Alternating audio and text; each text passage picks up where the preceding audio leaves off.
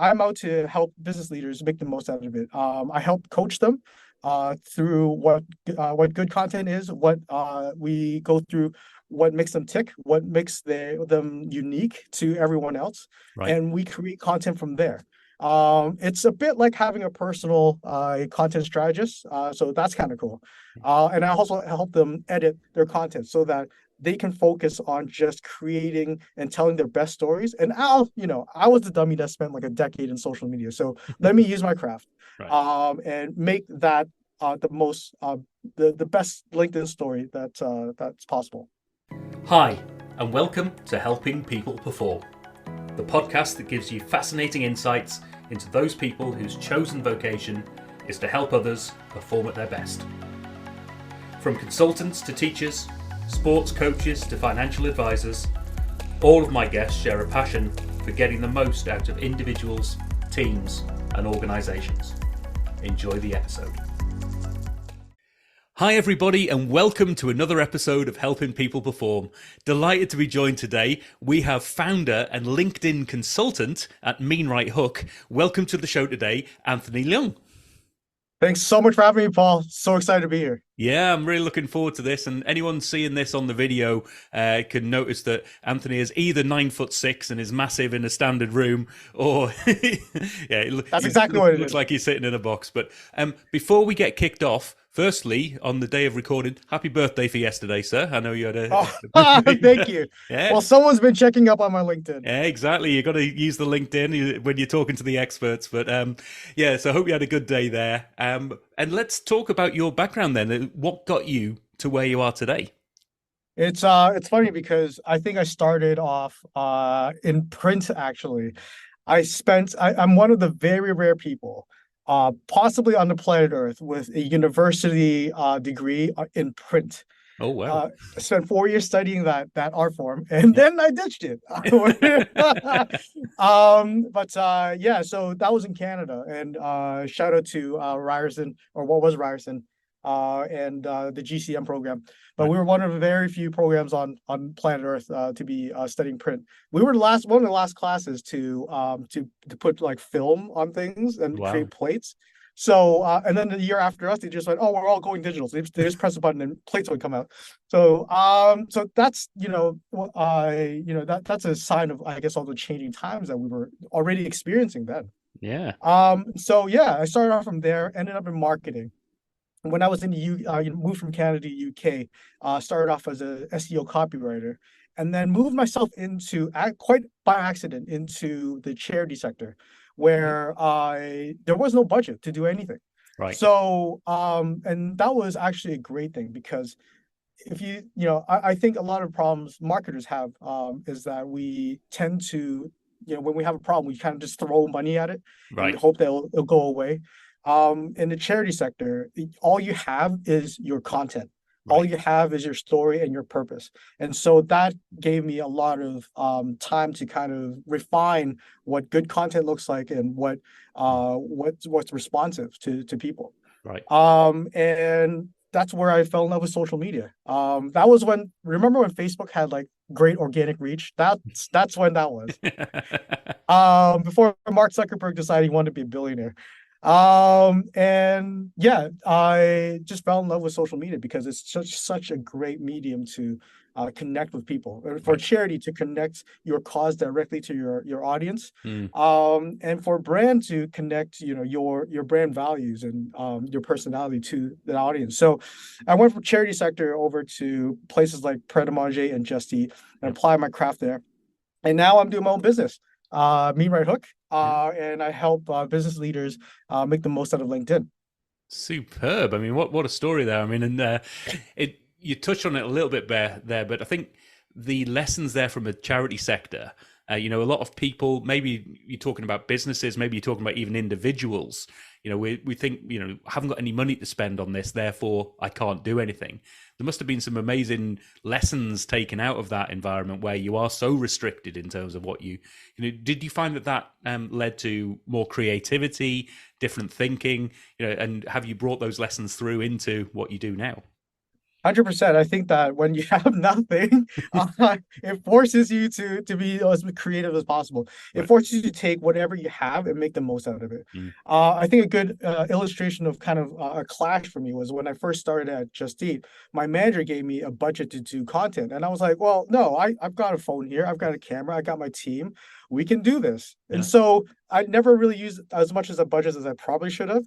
But that was my mentality, was like, I wanted content that was as authentic, as real as possible. Right. And I wanted things at the time, I wanted things to be as real time as possible as well. Right. So, but that was when Twitter was it's still called Twitter.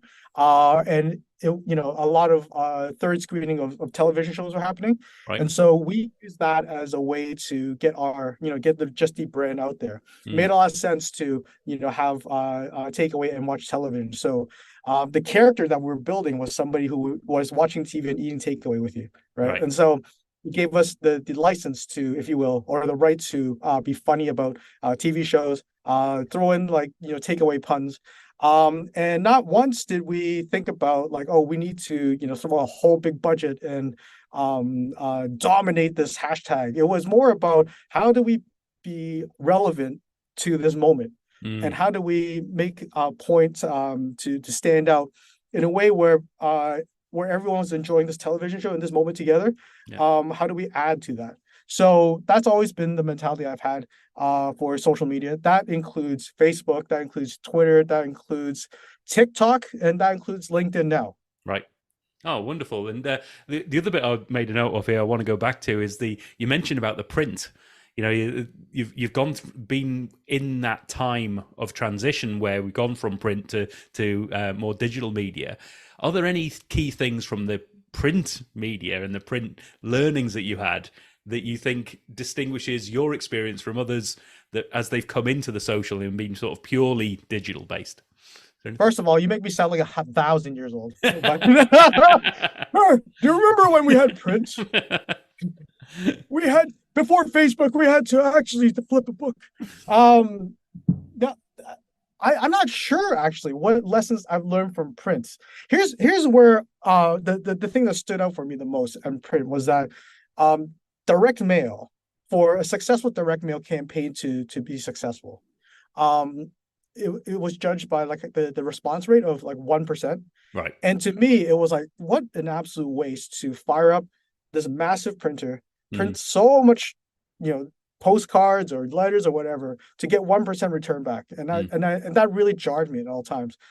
Even when I was studying studying at university.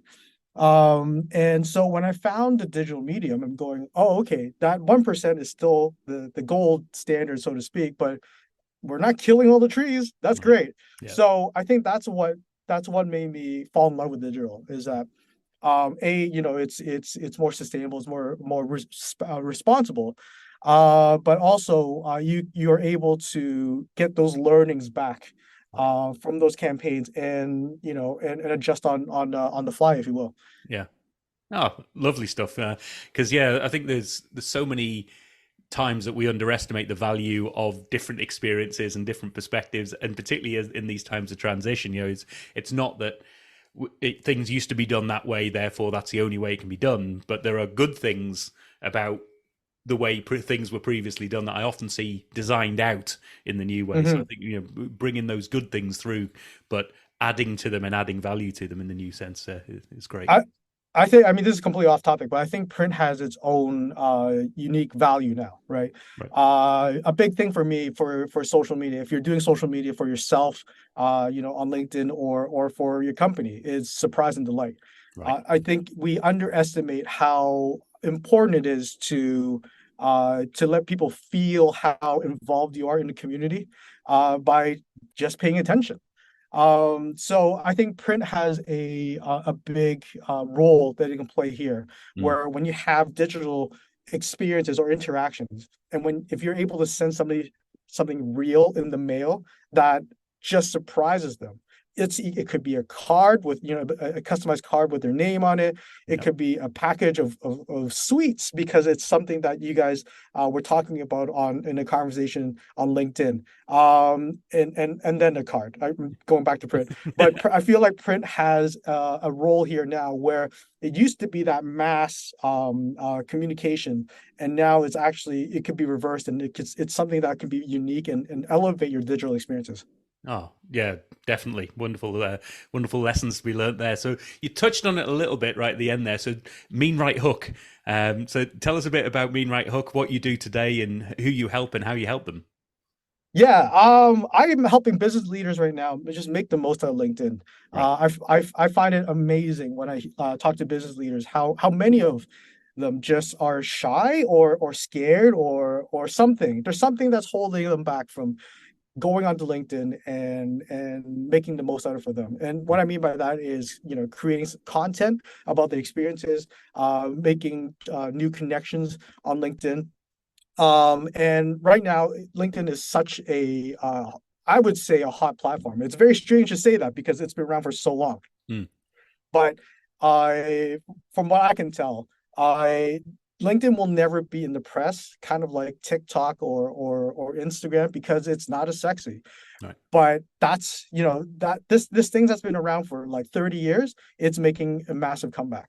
Right. And if you look at the users that are on LinkedIn in the last 5 years, they practically doubled from 500 million to nearly a billion users now. Yeah. And about 50% of the traffic that goes to B2B websites come from LinkedIn. So it's a big play for B2B businesses, especially if you're a business leader looking to boost your profile. It's a great place to be seen. Right. And so not being able to, create content, not being able to write something, or even just post a picture about what and start connecting with the people that are already following you it's I feel like such a shame. So I'm out to help business leaders make the most out of it. I help coach them through what good content is, what we go through, what makes them tick, what makes them unique to everyone else, Right. and we create content from there. It's a bit like having a personal content strategist, so that's kind of cool. And I also help them edit their content so that they can focus on just creating and telling their best stories. And I was the dummy that spent like a decade in social media, so let me use my craft, Right. and make that the best LinkedIn story that's possible. Oh, that's great. And I mean, there's a couple of things around the LinkedIn platform that I've noticed as I've transitioned. I've been in employment for a number of years. I've worked for companies, and I only ever use LinkedIn as an outward facing. It's when I'm looking, I would only get serious about it when I was looking for a job. It's part of the, update your CV, update your LinkedIn profile. And that was it. It was purely looking out. Now that I'm independent, I'm sort of pushing a lot more content out there and want to get that as good as it can be. Do you think particularly business leaders and others, but particularly business leaders, are missing a trick in terms of how they use LinkedIn to get their profile out there, even if they're not intending in any way of leaving their company? Well, it's not even about leaving a company, right? Yeah. Because a lot of business leaders actually accidentally start having a fairly decent following because of their position, right? Right. Because of their influence in the real world, if you will. So, and it's kind of like accidentally filling up like an O2 arena, and all the people start coming in and they're waiting for you to say something. The microphone is on, right? Right. And so you're like, and they're like looking at you like, are you gonna say something? And if you don't say something, nothing will happen. But if you Mm. do say something that connects with all those thousands of people, can you imagine what it does not just for you, but also for the business that you're running, right? Yeah. That's why it's great for business leaders, because it's going to raise not only their own profile, but Mm. also the profile of the company that they're trying to make succeed, right? Right. Yeah. So I find a lot of companies very reluctant in using LinkedIn for whatever reason. But I feel like there's a bigger appetite for business leaders to be out there, to be more active.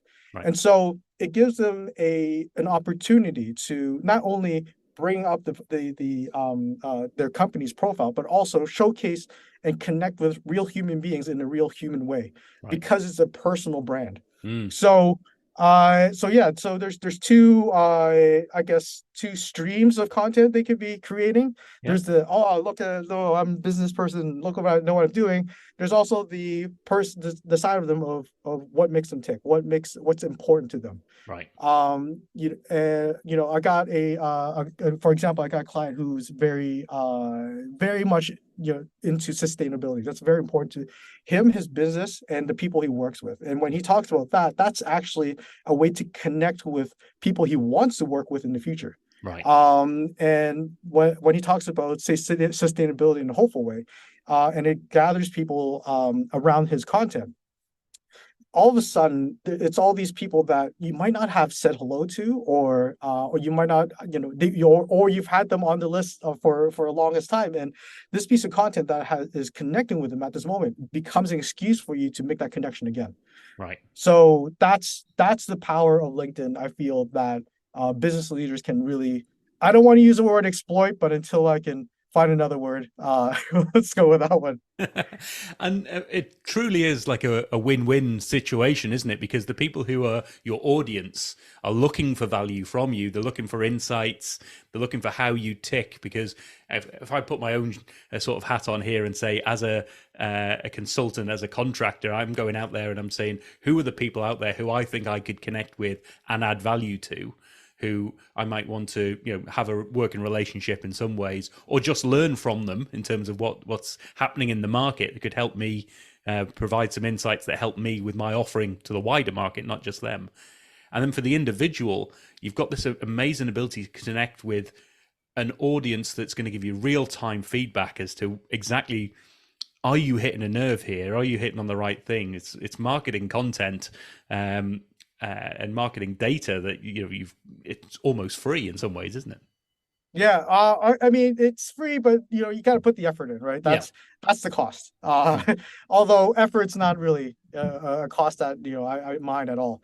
Yeah. So, but yeah, I think that yeah, just being to your point, and maybe to the point of this podcast, being helpful is actually, I feel like is the goal of some of the content, right? Right. I think that if we put our real hard edge marketing hat on, and we're like, well, what's the return? Everything I need to put in has to have an ROI. You're never going to succeed on LinkedIn on a personal branding level, because you're there to want to make money, and it's going to be so obvious to people. It's going to be so obvious that all your pieces of content is just an advertisement for your service, right? What works is that you're out there creating content that's helpful to others, and that you're not always out there as a salesperson. Right. And when you're able to make that connection, a real human connection, that's when you've earned the right to sell them anything. Right. So that's what I like to create with my clients, is that and the clients I've worked with so far has all been on board with it, which is great. Yeah. And actually before they even signed up, they were already on board with it, so that makes it even better. But it's, if you're looking to make that sale, if you're looking to go, I need a channel that gives me give me a direct ROI number and stuff like that. I think you're better off running ads. Right. But if you're out there to play the long ball, to build a brand that's memorable, that's on top of minds of people, and that invokes emotions from people, use your LinkedIn and use your personal channels, and use organic. Right. No, it's a great lesson there. And one of the things I noticed when doing a little research on what you do and how you do it there, you talk a bit about mechanics of what happens and the machines that are involved there. Is that sort of deliberate wording that you talk about talk us through the mechanics that you look at and the way in which you help people understand what's working for them right now and what could work for them? So I guess there's maybe two major components to the mechanics of LinkedIn. One is what you're talking about, right? And that's from your core, if you will. So when I first start with my clients, I like them what I call a starter kit. It's about 8 questions that ask about why you're in your business, what you do for them, why people come to you, Mm. et cetera, et cetera. So shout out to Simon Sinek. It's a bit like what he says, start with why. It's Yep. that's where it's always the richest content, because the what, a lot of people, I'm sure, if you just look on paper, are very similar to what you do. But it's going to be the why that connects with people, and that makes you stand out and makes you different. I've completely forgot about the second point. Hold on. I think I have ADHD. I was so into the first point. I was like, I forgot the second point. Remind me again. So we're talking about the mechanics of looking and auditing people's current setup, and maybe looking at how they could do something different and set themselves up for success in future. Yeah, so the first part of mechanics is the why. Let's come down. Let's bring ourselves to understanding the whys is what makes us different, which is what makes our tone of voice, which makes us how we behave on social media, on LinkedIn. Right. And the second part of the mechanics is well, it's the technical side, if you will. So everybody has a story. Everybody can write 180 characters or 2 paragraphs or whatever it is on LinkedIn. But what LinkedIn and social media specifically, I guess more LinkedIn more specific, but social media wise, is that it's a different way of storytelling.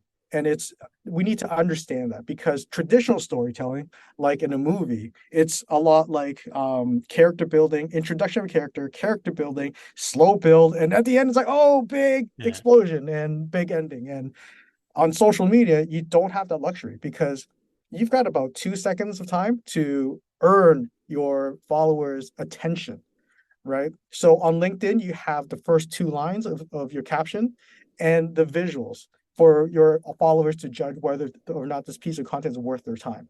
Because if it's not worth their time, they're skipping, right? And unless if you're like a Stephen Bartlett or Leah Turner, it's going to be very hard for you to earn. You haven't earned that trust from them that every piece of your content is going to be a banger. So that real estate, that first 2 lines of your caption and your visuals is prime real estate and the most important part of your story and your content. So what we have to do is kind of flip how we do our storytelling, and the banger has to be where you start. That first 2 lines has to show what's at least tease them with what value they're going to get. Is it an inspirational story? Is it something with stats that are going to blow your mind? Is it a solution to your problem that you've been thinking about for the last 3 years that you've been losing a lot of sleep and lost all your hair for?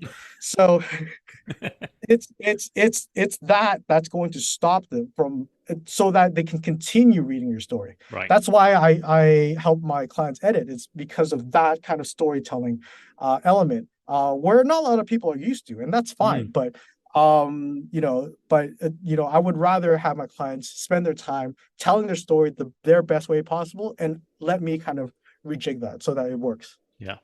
And are there, what would you say, sort of couple of top tips for people to just up their LinkedIn game? Quickly, easy hacks or something they could do. Anything that stands out that people aren't doing right now that you think, if you do one of the 2 things, it's going to up your level, not to the level of working with you, obviously, but to that next level of individual. No, selfishly, I just want LinkedIn to suck less. So I want everybody's game to go up. So every time I go onto LinkedIn, it's just a wonderful place with great stories.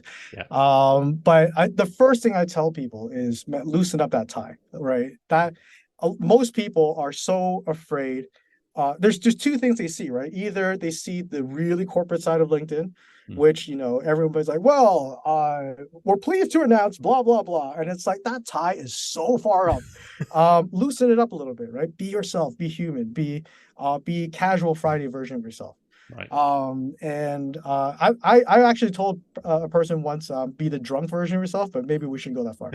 But give yourself permission to be yourself. Give yourself permission to use a bit more casual language, and catch yourself from using jargons, and think about those words and what they actually mean, Mm, and rewrite it so that it becomes more human. If you talk to your parents that way, would they understand? I think that's a great barometer to use. And the second thing is that, for particularly for personal brands, it's that don't be afraid to not just be yourself, but bring elements yourself, and show people how you feel. I think that there's an edge to personal branding in mm, LinkedIn over corporate branding, is that you don't need sign off from people to hit when you press that post button, and you don't need sign off from 30 people to go, is this how we're feeling together as a company? right. And because of that, you're able to show emotions, right? You're able to say, I'm excited for I'm say you're at a trade show, and I think this is a classic thing that we do on LinkedIn that we can easily rectify. Instead of going instead of taking a picture of the event and going, I'm in booth like 7A, come see and say hi. It's like, nobody, I have never met a single person that goes, thank goodness you wrote this, because I would never have known where you are, and I'm Right. here to say hello to you now. It's like, no, nobody cares, right? If they wanted to see you at the event, they would. But this is a moment to show why you're there, and Right. the emotions that you can show. Are you excited to see people that you haven't seen in a while in the industry? Are you happy to be in the community of the industry that you're in? Is there a person that you met in this event that you're like, that this is a really cool person, and I can't believe I met them? Those are all emotions. Those are all meaningful content Right. beyond just, I'm here. And so I think that, again, give yourself permission to not just loosen the tie, but also show emotions as well. Brilliant. I mean, great little tips there that any of us can adopt and just enhance our LinkedIn game on that front. So yeah, I'll certainly be taking those to heart and seeing what else I can do on that space. So, um, And if anybody's watching right now or listening to right now, and they're still doing it, I'm at Stan 7B, man, I'm gonna come after you. superb. And you're 9'6" I'm not gonna say, you gotta watch out. Superb. And if I think about social media in particular, it's such a quick moving game and things are changing. You've got to be on top of your game in order to help others as well. So what are the sort of things that you do to make sure that you are on top of your game and giving the best to your clients? You know what's funny is that this is a secret. Don't tell anyone. But luckily, I'm not on a podcast to tell this. But I actually don't read a lot. Okay. Which is a surprise. Yeah, that face is Well, what no, a no. lot of I people do.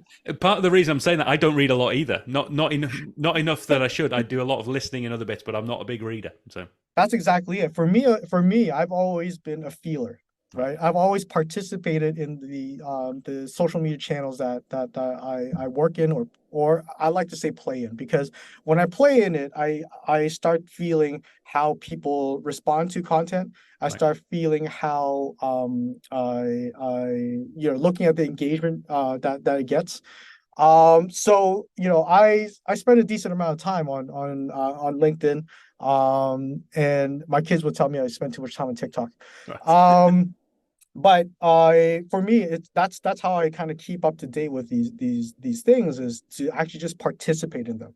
I think a lot of people, when they look at LinkedIn, they go, oh, I'm not sure how to start. And it's like, well, of course, because you're not a part of it, right? You haven't been posting, you haven't been reading, you haven't been you're on the outside looking in and going, probably thinking, how do I make this into a tool for me? right. And if that's the mentality, that's going to be really hard to do, because unless you've got a team of like amazing, like, social media content creators and managers, you're never going to fully understand how to participate in this community. Right. And the community will smell this from a mile away, that you're here just to go, hey guys, please give me work, or Yeah. please, like, please give me something, rather than, Right. here, I'm here to give you something. Yeah.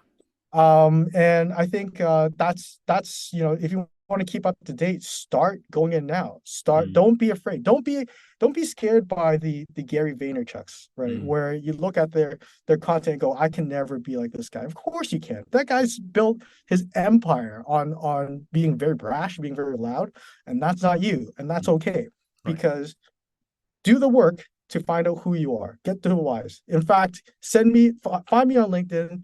Send me a DM. I'll give you the starter kit for free, right? And to get you started, get those questions going, Right. and really ask yourself who you are and what you offer. That's the beginning of your journey. Mm, If there was any lessons I've learned in my B2C time, right? When I was at Just Eat, it was about the television shows and being part of pulp culture.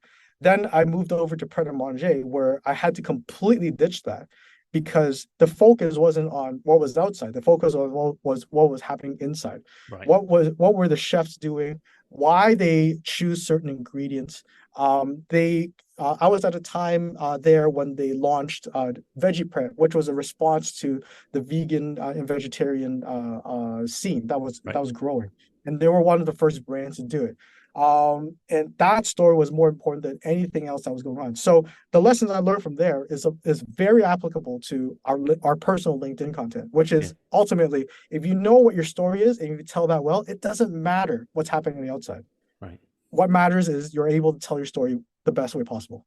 Oh, wonderful stuff! And I think that there's a lot of internal reflection that people can do to get themselves really understanding who they are, what they provide. What's their unique history and what's their unique selling point that can feed into the content that you can put out there.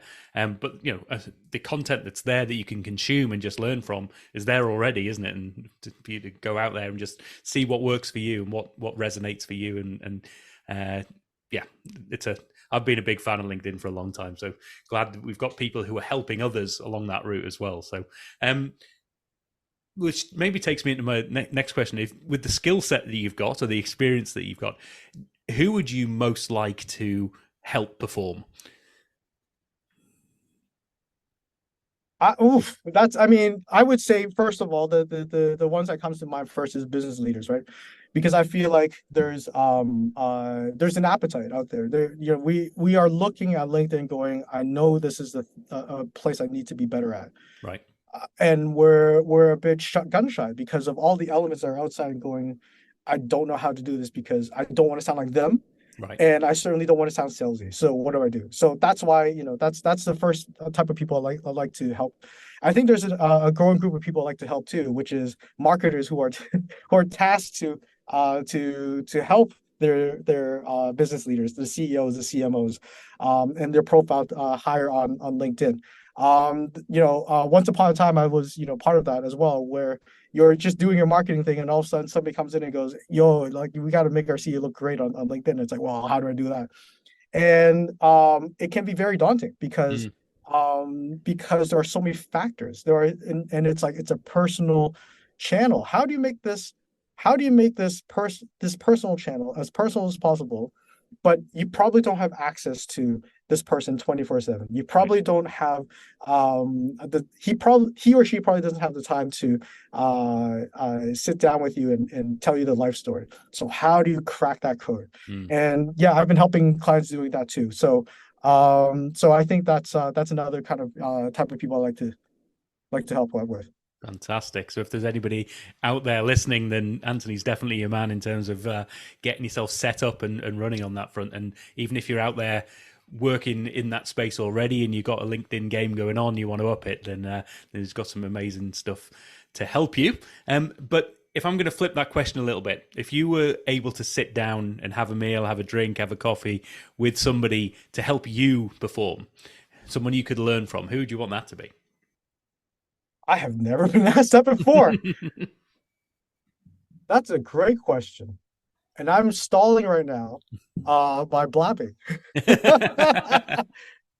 You know who I wanted to, and I feel like his aura has cracked. If you asked me about 5, 6 years ago, it would have been The Rock. Okay. Because he's a bit cringy now. So I'm like, maybe not. But I feel like back 6 years ago, he's managed to pivot so many times in his career. Yeah. And at that point, he managed to create a persona that was very personable, Mm. very personal, and felt very honest as well.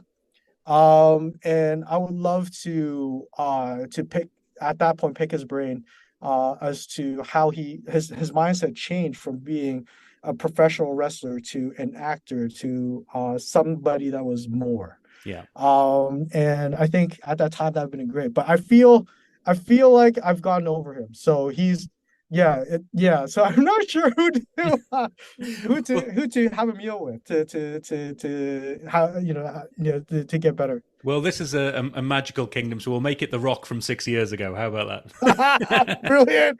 Yes. that? That Fantastic. that guy 6 years ago was awesome. So Yeah. And so finally, we talked a little bit about it, but how do people get in touch with you? I think I know the primary way that people can get in touch, but how do they reach out and get in touch with you? you will be shocked that you can find me on LinkedIn. But if LinkedIn isn't your game, shoot me an email. Anthony at Mean Right Hook, right being WRITE, not RIGHT. So Yeah. Anthony at meanrighthook.com. And find me there. I'd love to have a chat with anybody who, just wants to pick my brain or wants to level up. And I love talking to you, Paul, because people who just want to be helpful, that's a good energy. And this was a great energy. No, superb. And as always, we'll have all those links for people. Do reach out, take the opportunity. I think there's the LinkedIn game in particular is something that we can all up our own game, get the advantage for ourselves, and just get our messages out there. So I think it's a great mechanism for doing that and getting your brand out there. And it's great to see people like yourselves, Anthony, who are helping people along the way to up their game. So thanks so much for being on the show today, Anthony Leung. Hey, thanks for having me, Paul. I'm looking forward to LinkedIn sucking less. Cheers. Thanks for listening to today's episode. If you liked what you heard, then please give the podcast a rate, review, and share. I'm Paul Teasdale, and from sausage making to banking, oil and gas to Formula One, I help people perform. If you'd like to find out more and have a conversation, contact me via helpingpeopleperform.com.